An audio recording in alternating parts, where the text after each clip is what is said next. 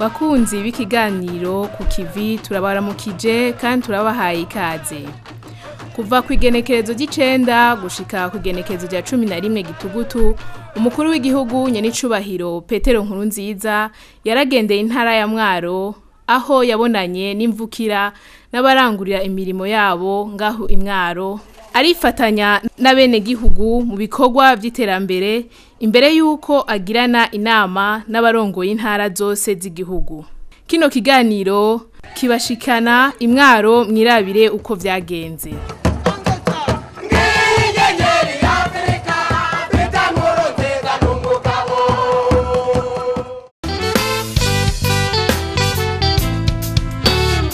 Ku munsi wa kane igenekerezo rya 9 gitugutu, umukuru w'igihugu yarabonanye n'imvukira z'intara ya Mwaro. Uwo mubonano ukaba wabereye ku ishure ryisumbuye rya Lycée Mwaro riri ku mugwa mukuru w'intara. Buramatari w'intara ya Mwaro mw'ijambo ry'ikaze yarakengurukiye umukuru w'igihugu, yabateye iteka yishikira imwaro ngo basangire ikivi n'ijambo n'abanyamwaro. Yarashikirije ko intara arongoye irangwamwo amahoro kandi ikaba yitaba wa mugambi w'amakomite y'umutekano. Buramatari yamenyesheje ko hagaragaye ubusuma bukabije bw'inka no mu mirima kandi umuti w'ico kibazo ukaba waratowe. Imvukira zagiye zirafata ijambo zishikiriza ivyumviro bitandukanye, umukuru w'igihugu nawe akaba yarabitanze ko umuco. Umukuru w'igihugu yarashimikiye cyane ku nyubako y'ibarabara rizova Nyakararo Mwaro gushika Gitega, kandi akaba yarabemereye ko rizotangura gukorwa kuva mu kwezi kwa mbere mu mwaka w'ibihumbi 2015. Yarongeye aravuga ko bakwiye kubungabunga amashamba. Ivyavugiwe muri iyo nama tubiyagirwa na Gervais Abayeho, icegera c'umuvugizi w'umukuru w'igihugu. Nyenicubahiro umukuru w'igihugu yabanje gushimira abanyamwaro kuko bitanga imwe bidasanzwe mu guteza imbere intara yabo. Nkuko mubizi iyi ntara mu myaka yahera yari intara bavuga yuko yari nyuma mu biraba iterambere, ariko ubu siko bimeze, ku buryo nyenicubahiro umukuru w'igihugu yabashimiye gose bimwe bivuye ku mutima. Ashara aravuga ati iyi ntara uringanije n'intara ya Muramvya kandi ariyo yayivyaye, urabona yuko hari ubudasa bunini cyane. Aca rero abasaba kubandanya bitaho ibikorwa nk'ivyo, barangure iyindi migambi y'iterambere. Ati mukunde intara yanyu, ati kuko intara yanyu nta umuntu numwe azoza kuyiteza imbere atari mwebwe nyene. Ico yabemereye ariko nuko ibarabara Nyakararo Mwaro Gitega bavuga yuko mu minsi iheze ryari riteye ikibazo ko rigiye gutangura, mbere acatanga ikirangaminsi avuga yuko ibikorwa byo gutanguza iri barabara bizotangura nyezina mu kwezi kwa mbere mu mwaka uza. Murumva yuko hasigaye iminsi mikeyi cyane. Bahanahanye kandi ivyiyumviro kuri ca giterwa citwa stevia, bavuga yuko gishobora kugirira akamaro abakirima. Bavuganye kandi n'ibikorwa bitari bike vyaranguwe hano. Bavuze kandi n'ibibazo vyerekeye ubukene bw'abarimu mu mashure shingiro. Murazi yuko uyu mugambi watanguye mu gihugu, ariko kubera abana baca babandanya mu mwaka w'umunani n'uw'icenda, ivyo rero bavuze yuko hariho ingorane z'abarimu. Ivyo nibiboneka mu gihugu cose, ntabwo ari ngaha imwaro gusa.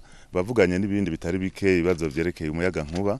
Aho hose rero umukuru w'igihugu akaba yabahaye inyishu zishimishije. Ico abene gihugu basabwa rero nuko bokomeza ya makomite y'umutekano arimwo bose, kugira ngo abene gihugu batunganirwe, bakore umutima uri munda, ibikorwa vy'iterambere bitsimbatare koko muri aka karere. Iyo nama irangiye yaciye agenda kugurura icese ibiro vy'intara vya Croix Rouge hamwe n'inzu y'amanama, bagashobora no kuhakorera imanza, gutyo bigasahiriza Croix Rouge mu gufasha abatishoboye. Ingingo ziwe zinezereza twese abanyagihugu, zikababaza amazi biterambere ry'igihugu. Ni mwiza ni mwiza ni mwiza nziza, bikabura ingana imirima, bikatanga amahoro n'amahoro. Petero Nkurunziza, perezida wacu mbega munsi ni Petero Nkurunziza n'abarunda gakunda. Nyenicubahiro Perezida Petero Nkurunziza yaciye agenda kwifatanya n'imvukira za Mwaro bo ku musozi Kibenga Murehe, aho hariko harubakwa amashuri abiri yo muri wa mugambi wa fundamentale. Isinzi ry'abantu bakaba bari bitavye ivyo bikorwa byo gusiga isima. Umukuru w'igihugu yarashimiye abanyagihugu kubona bitaba ibikorwa rusangi. Arababwira ko bakwiye kwitaba amatora bakarondera uburangamuntu hakiri kare, kandi bakwiye gukingira ibidukikije mu kwirinda gukata ibiti bikiri bito. Twumvirize Nyenicubahiro umukuru w'igihugu. Turabasabye ko mugira kigoro kadasanzwe mu kwitwararika ibidukikije. Imitumba yose mubitere ibiti, nafise amatongo atemwe ibiti mu bitere ku bwinshi. Abikire dushaka kubasaba nuko basaba kwijukira kwimba imikobeko ku mitumba ihanamye, itumusanga rimwe na rimwe nibyo turinye mu myonga bitanwa n'umuzure w'amazi. Turabasabye rero abanyagihugu mumve neza yuko umutekano cyane cyane wambaye ari uko twashobora kuronka ibifungurwa biduhagije bidukwiriye, bizova kuki, bizova ku twitwararitse isi ndimwa no kuyibungabunga. Ikira cyo mwomeye no kusanze muzi neza yuko mu minyonga kino gihe ariho hantu leta isigaranye dushobora kurima umwaka wose. Ni nacyo gituma rero tubasaba yuko mwo kwitwararika kubungabunga ibidukikije bikikije cyane cyane imyonga tukunda kurimamwo umwaka wose. Iyi ntara ya Mwaro iri mu ntara za mbere zitema ibiti cyane. Uko mutera ibiti rero mugatera bikeya mugatemagura byinshi, musanga muri ko muri kwegera, kandi mu kwikwegera simwe ko mwikwegera gusa, mu kwegera n'uruvyaro rwanyu bakwegera n'igihugu cyose cy'u Burundi ndetse na karere n'isi nzima. Mu mwaka uza twimirije amatora. Mugo tumaze imisi tubwira abandi banyagihugu bose namwe ngaho mu ntara ya Mwaro, amatora ni ikintu ciza cyane ku gihugu. Cyo kiri mu kimenye mu bijanye n'intwaro ya demokarasi. Ikintu citwa amatora ni ikintu gihambaye cyane. Aho amatora atabaye haba ubusimbira hamwe. Nta wundi muti mwiza uhari uzodufasha kubana dusimbataza n'amara umutekano dufise atari kugira amatora, kugira ngo inzego zatowe n'abanyagihugu hageze ko zisubirizwe biciye mu matora. Atari uko wahugururiye inzira za ntwaro zitwa Jogora duhure, mwarazibonye nizo twasezereye. Kubw'ivyo rero muhamagare kwitegurira amatora. Mu kwitegura amatora ikintu cyambere gikomeye twabivuze n'amaro n'umutekano. Nimwe beko umuntu numwe yoza guhungabanya n'umutekano yitwaje icamo kiriya. Ubugira kabiri ni kuyitegurira mu kurondera inkaratasi zisaba yuko uja gutora mu gihe ufise byangombwa n'uburenganzira bwo gutora. Bisigura iki? Karanga muntu. Utegerezwa munyagihugu wese ukunda igihugu cawe kurondera karanga muntu, nimwe utayifise uzoje mu matora. Bisigura iki? Uzotora ushaka. Mugari utaja gutora uzo uri kuri guruguru umwango kuri za ntwaro za Jogora duhure icyo bizana mwabyumvise. Kubw'ibyo rero turabamagariye mwebwe mwese mufise imyaka igeze gutora, mukorane ba musanteri baborohereze nkuko umushikiranganje bivuze, mugende kurondera izo mpapuro mwitegura amatora. Kandi amatora azogenda neza cyane gusumba tumaze gutunganya mu gihugu cyacu cy'u Burundi twikukiye. Imana yo mwijuru yo carona ndabibabwiye. Yaciye aja kuri kaminuza ya Mwaro aho bariko barasiga isima amashure abiri agizwe n'ibisata bibiri, icuburimyi no gukingira ibidukikije n'ikindi kizokwigisha ivy'ibitungwa n'amagara yavyo. Hakazoba harimwo n'ibiro bibiri by'abajejwe intwaro. Ku munsi ukurikira hari kwigenekerezo rya 10 Gitugutu, umukuru w'igihugu yaciye agirisha inama babura amatari bose barongoye intara z'u Burundi. Iyo nama yabereye muri komine Bisoro, imwe mu makomine y'intara ya Mwaro. icegera c'umuvugizi w'umukuru w'igihugu Jave abayeho aratubwira muri make ivyavugiwe muri iyo nama. Yashimiye abarongoye intara kuko amaze kubumviriza yasanze mu gihugu cyose hari amahoro n'umutekano, naho havugwa utuntu duto duto tujanye n'ubusuma, haba mu mirima canke mu mazu canke abantu badandariza. Ivyo rero ariko kuri rusangi umukuru w'igihugu asanga umutekano wifashe neza mu gihugu. Mbere yaciye amenyesha yuko mu ndwiza hazoca haba inama izohuza abo nyene barongoye intara hamwe n'inzego z'umutekano hamwe n'ubutungane kugira ngo bace ijya nino ico kibazo nyene c'umutekano, barabe ahari utuntu tutameze neza kugira ngo barabe ingene babitorera umuti. Ku vyerekeye iterambere naho yashimiye bimwe bivuye ku mutima abarongoye intara, kuko usanga mu gihugu hose, mu gihugu hagati hari ibikorwa bikomeye byo kubaka amashure, byo kubaka amavuriro, byo kubaka amasoko, byo kubaka amazi ya Rusengo, amazu akoreramwo indongozi. Nyene cyo umukuru w'igihugu asanga abarongoye amakomine baravyitwayemo neza cyane ugereranije no mu mwaka uheze. Mbere yasaba yuko kuwa gatatu mu ndwiza bamushikiriza icegeranyo c'ivyaranguwe bikuru bikomeye bishobora kuzoca bishikirizwa muri iyo minsi iri imbere. Imbere yaho yari yatanguye kugurura icese ibiro vya komine Bisoro hamwe n'inzu y'amahwaniro yaho nyene ariho haciye habera inama. Barashikirije umukuru w'igihugu uko ibintu bimeze mu makomine barongoye mu bisata bitandukanye, baranavuga ibibagoye. Umukuru w'igihugu yarasavye umwe kumugirira icegeranyo cerekana ivyaranguwe mu ikomine ari ivyo buguruza vyugurugwe. Inama irangiye umukuru w'igihugu yaciye agenda ku ishure ryisumbuye École Technique de Bisoro, aho yaciye yifatanya n'abanyagihugu mu bikorwa rusangi mu kubaka uburaro bw'abakobwa. Bikaba bitegekanijwe ko bazokubaka uburaro bw'abahungu, igikoni n'uburiro. Umukuru w'igihugu yarashimiye abagisha ibiseke n'inkoko, umwuga urata akaranga ku Burundi. Yaciye mbere abashorera nabo barashima.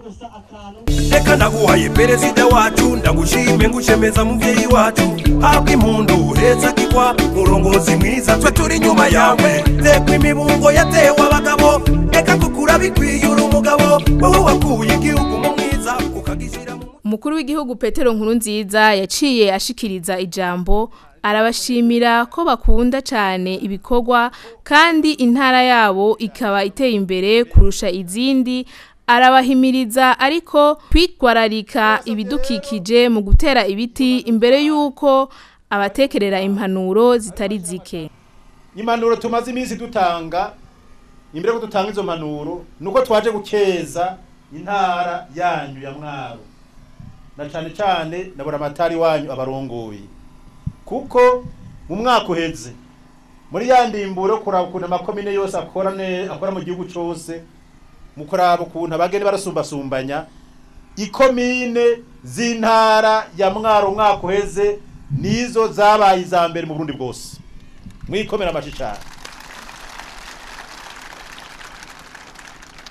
mu bijanye no gutunganya intwaro nziza, bonne gouvernance, ubutegetsi bwiza bwegereye abanyagihugu, abantu bakunda ibikorwa, abantu bitabira imigambi y'iterambere. Nico gituma mwabaye abambere, kandi n'amatwa nsumira ni muri yororoga. Nuno mwaka murahabona barambwiye neza yuko n'amanota mufise no mwaka niko batarayavuga, n'amanota meza cyane. Kubw'ibyo rero miyongera yandi mashi. Ari ikintu cyambere twashaka kubasaba kwitwararika abanyamwaro, namwe we ngaha mu Bisoro, nuko mwo kwitwararika mu buryo budasanzwe, kujya mwitwararika kubaka amashure, amavuriro n'indi migambi y'iterambere. Mushira imbere umugambi wo gukingira ibidukikije. Aha duhagaze ngaha murabona, mundabira imitumba yose idukikije murabona. Kugira ngo ubone ibiti birenza imetero 10 nimparugwa, nta nibihari murabibona namwe. Bisigura iki? Nuko twifuza yuko mwotera ibiti byinshi cyane kuko nabikenya mufise mubica ku munsi mugadaca nibirakura mugaca n'inkoni mukadicamwe amakara ugasanga rero ingorane zimwe zidushikira nizo zinkuba zirimwo biva kuki kututitwararika ibidukikije. Turabasavye uno mwaka mudakwije imivyaro yo gutera ku imitumba yose tubona igaragara muze mudutera kamu tuze tubafashe ariko mutera ibiti byinshi cyane nga mu ntara ya Mwaro kandi mubikingire. Turabasavye rero iyo mpanuro tubahaye abari mu ntwaro ari mashirahamwe atandukanye yemwe ikintu kijanye no kwitwara ibidukikije mugira ivyambere.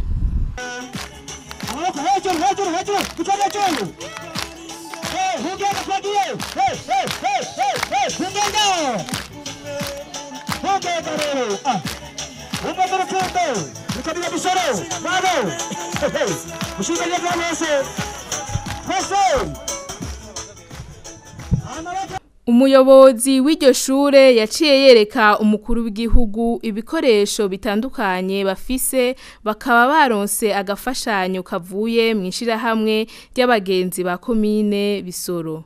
Iryo shure rikaba rifise ibisata bibiri, icigisha ivyo kubaka n'ivy'umuyaga nkuba. Uwo mugabo w'itunja n'ijambo iyo ntwari y'ingingo n'ubuntu ashira imbere neza y'abanyagihugu. Avuye ngaho yaciye aja ku vuriro ritoyi ryo muri zone Buburu komine Bisoro. Yarifatanyije n'abanyagihugu mu bikorwa rusangi aho bariko bubaka ibitaro bizoba birimwo ibisata bitandukanye, ivyariro, aho barazwa iyo bagwaye hamwe naho bigishiriza ibijanye n'ingaburo zitanga amagara meza. Uwo mugabo w'itunja n'ijambo iyo ntwari y'ingingo n'ubuntu ashira imbere neza y'abanyagihugu.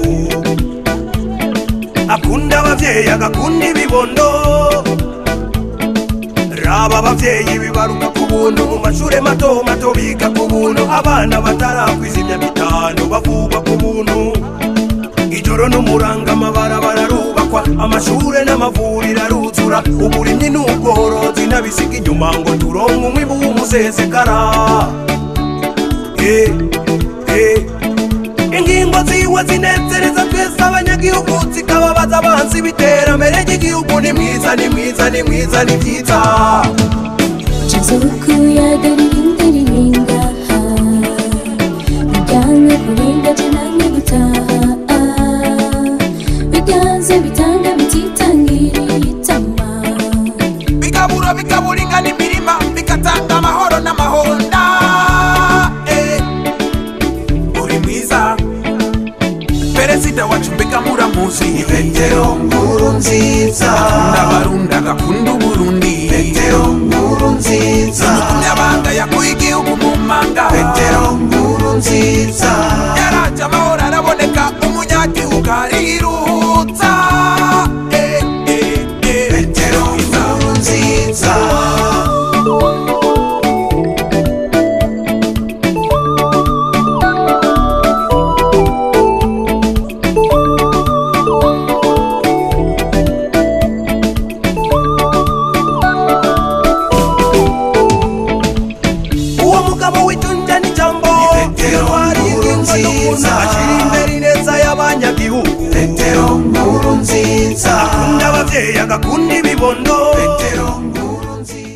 Ku munsi wa gatandatu yari muri komine ya Nyabihanga aho yifatanije n'abanyagihugu mu guponda isima yo gusiga amasomero 3 yo muri wa mugambi w'ishure shingiro. Ahandi yashitse kwifatanya n'abanyagihugu ni ku musozi Muyange, naho nyene bakaba bariko barubaka amasomero yo muri wa mugambi fondamental.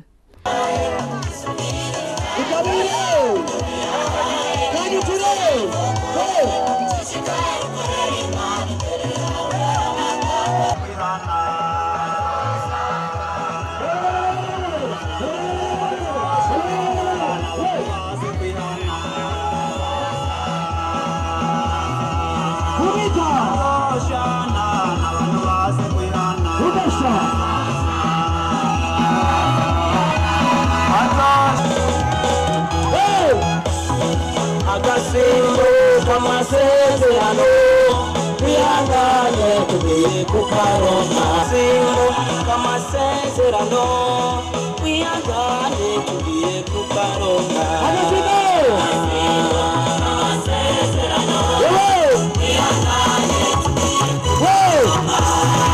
wihangane tugiye kukaronka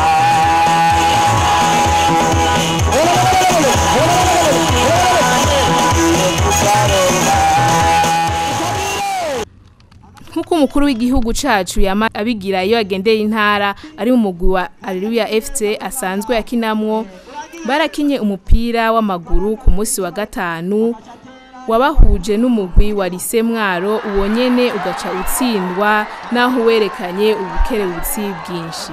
Alleluia FC waratahanye igitsindo kimwe ku busa bwa Lycée Mwaro. Kuwa kane bari bakinye n'intare zo mu Rusaka aho Alleluia FC yatsinze ibitsindo 7 kuri kimwe c'izo ntare.